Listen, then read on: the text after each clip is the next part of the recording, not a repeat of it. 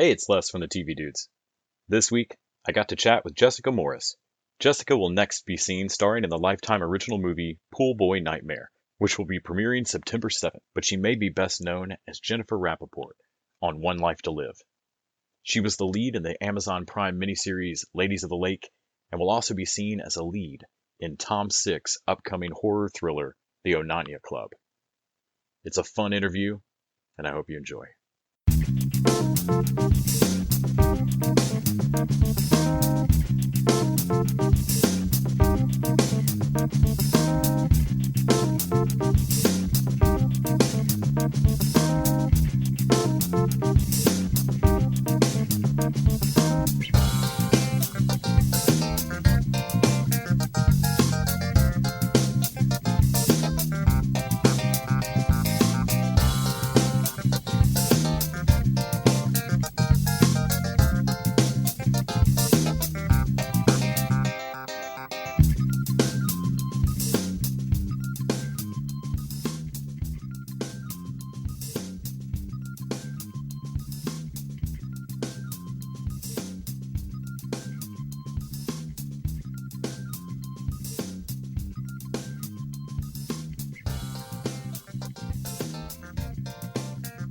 So, of course, I feel like most people probably know you from One Life to Live, though you've done just a slew of shows that I've watched, from Mixology to Rosewood to Perception, uh, tons of movies, Oh, awesome. tons Yeah. of mysteries, horror. hmm Um, can you talk a little bit about getting into acting and getting into soaps?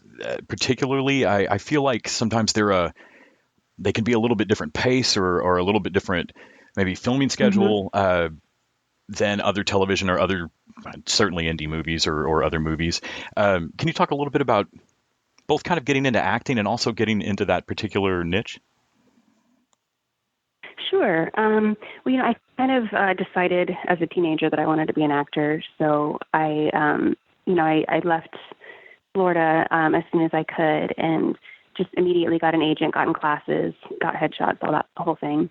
It's funny because I'm open to doing all different kinds of acting, but a soap opera actually was one of my goals. So it's great that I started out being able to accomplish that. I mean, as a kid, I remember watching them, and telling my classmates, you know what, I could do that. Like one day I'm gonna do that. And they were like, yeah, okay, sure. And then I got on one, and so it felt like an accomplishment for me. It was just like one of those specific dreams that I had. But yeah, I wasn't necessarily going, focusing on getting on a soap though. I just was auditioning for, all different types of jobs. And surprisingly enough, that's just, what I ended up booking since I'd had that, dream as a kid. It's kind of cool.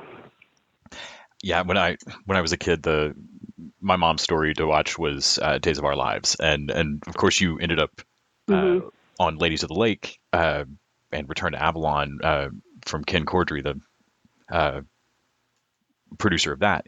Um, can you talk hmm a little bit about uh, what particular, is there something that particularly appeals to you about mystery or horror? Is there, at this point in your career, is there a kind of favorite kind of character or genre, type of genre story that you enjoy playing?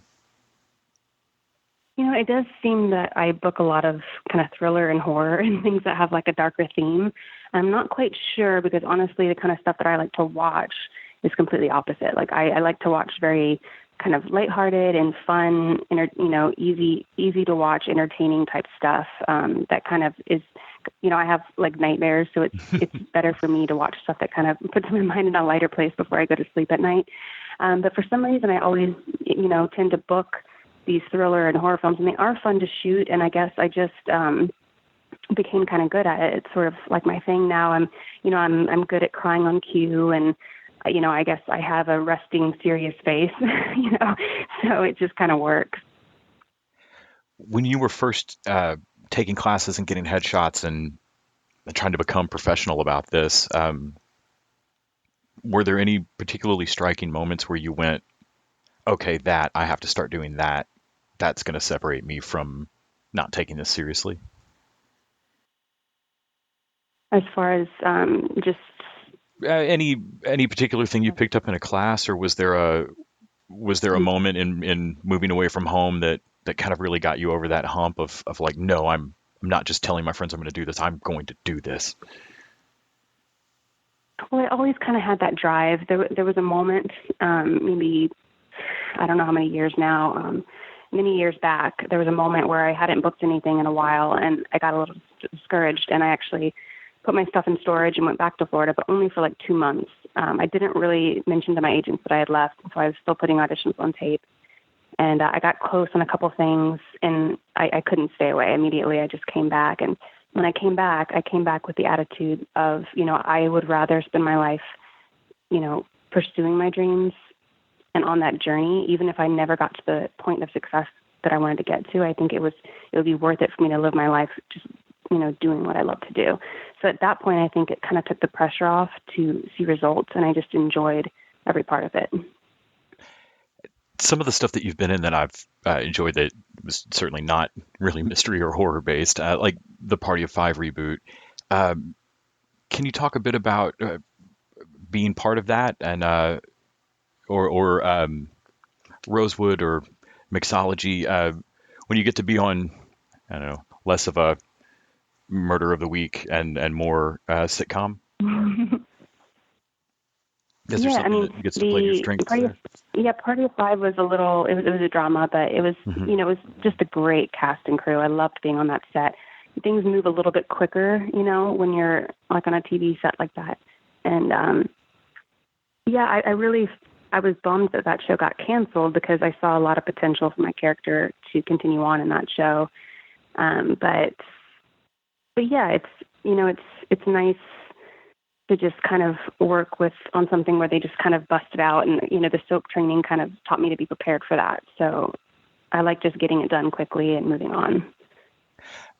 One of the things that I just watched the trailer for in doing research was Beacon Hill, which I think just a year or two ago, I was in a conversation with a friend of mine about how there weren't more just straight up soap opera web series. That I feel like web series format is perfect for that, and Beacon Hill just nails it. It looks great.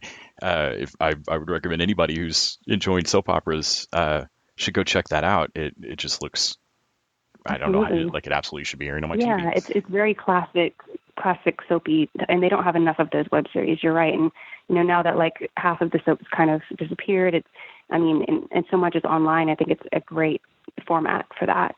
And what's great about that show is we get to shoot in Boston. It's beautiful there, so I really enjoy it.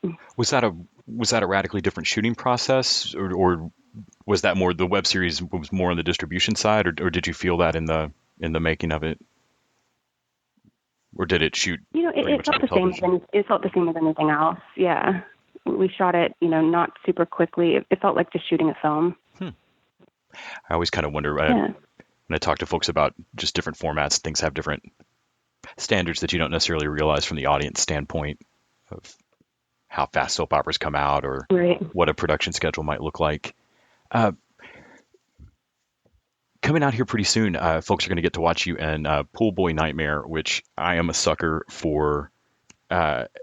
Any movie that's just literally got it on its sleeve. Like I get the biggest kick out of like Murderous Fiancé. Yeah, where you're watching the start of a movie going, it's called Murderous Fiancé. Don't marry him. Right. Well, I think that's what people like about these Lifetime movies, is that they're very suspenseful, and they're also kind of like a guilty pleasure. They don't take themselves too seriously. They're a little tongue-in-cheek sometimes, and people just have fun, like talking back to the TV. And there's like, the Twitter feeds are hilarious when you read them. People just get so into it, and even when it's ridiculous, people enjoy it. So that's kind of cool. Without spoiling anything, I'm sure the Pool Boy's obviously he's a nice person. But can you talk a little bit about the movie and your role in it? Sure. So I play Gail. She's newly divorced and moves into this new house where she meets the pool boy who used to clean the pool for the old owners of the house, and decides to give him a job. So from there, I think you can tell this from the trailer, he seduces my character, who's kind of in a vulnerable place. but then she realizes that he's much younger. It was a mistake. So she ends it, and then to kind of start the plan of revenge towards her, the pool boy starts to seduce my character's teenage daughter. And then things just get more and more out of control at that point. Well, it's coming out on September 7th, and I'm sure everybody can take a moment from the very real stress of the world to enjoy hour and a half of. Yeah, I'm hoping a lot of people watch it. It's on Labor Day, so hopefully people will be at home and ready for some entertainment. The other thing that was in your upcoming stuff that I have to ask about, and I may regret this, you're coming up in Tom Six's upcoming horror thriller, The Onania Club. Yes. I feel like everybody, even if they don't know who Tom Six is, they absolutely do. He is the just you mentioned the Human Centipede. Yes, the artist behind right. Human Centipede, which love it or hate it, that was a huge impact movie. And can you talk a little bit about working on I feel like working with Tom Six would be a little akin to working with a David Lynch or something, that you're not showing up for a Michael Bay movie, you're showing up for an art piece. Yeah, you know, I'm really impressed by him. I really love his vision, because I feel like, you know, he does these things that seem really dark and twisted, but they all have kind of a more powerful meaning underneath, and, you know, have a take on society. And also I think that he doesn't want to do anything that everyone else has done before. He wants to be original and have an original voice. And, you know, sometimes that can be tough. Like, I know he's had a little bit of a difficult time getting distribution for the Onania Club, because it's just so different than what someone else has seen. But I love that about him. I like that he wants to, you know, make a statement. And that's exactly what the Human Centipede movies did. They were disturbing, but, you know, they were talked about on like every talk show. It was a joke on South Park. I mean, it was definitely something that, you know, affected everyone. Yeah. So I'm hoping that the Onania Club has the same effect if and when he can find the right outlet for it to come out and premiere. Yeah, with distribution, I mean, with things like web series and streaming networks and all of the different ways that things can come home now, I am a lot less stressed when things come out of a film fest or whatever and don't have distribution immediately. It seems like everything eventually comes out, or at least a lot more things eventually come. It seems like there's a lot less films just lost to time somehow. So hopefully this will find its way home. I'm excited for everyone to see it sooner rather than later. I screened it privately, and he ended up making it a black and white film, and I really loved it. I thought it was fantastic and weird, and I think people are going to really dig it. Well, I'm looking forward to seeing it. I'm looking forward to watching Pool Boy Nightmare over Labor Day, and I can't thank you enough for making time today. Yeah, it's been a lot of fun. It was nice talking to you. Thanks for having me. Bye.